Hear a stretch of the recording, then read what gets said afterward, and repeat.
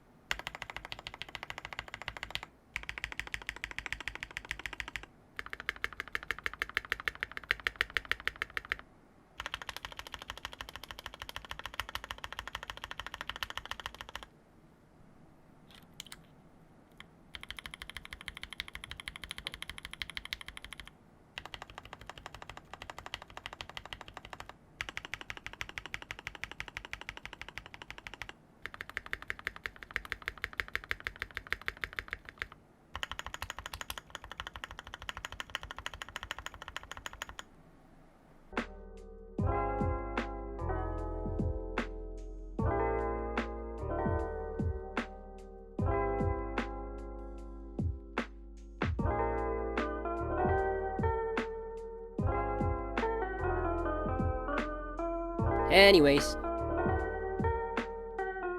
the Wyvern is a minimalistic, top-mounted, Southpaw keyboard, meaning the numpad is on the left, which is very functional for a lot of reasons, like not needing to move your right hand away from the mouse in order to key in numbers or use macros. There's also exploded keys, which means that you are less likely to hit them accidentally. There are two things I didn't like during the build process though. One, the screws are not magnetic. Do you realize how difficult it is to screw them in? And second, the screw sizes are of just the right size for them to get lost in the cutouts. So if you didn't get it right the first time, you will need to somehow pinch it out of a tight spot. But other than these minor inconveniences, I think the Wyvern is a pretty decent top-mounted functional keyboard. I like it. Oh, did you guess which switch my client eventually went with?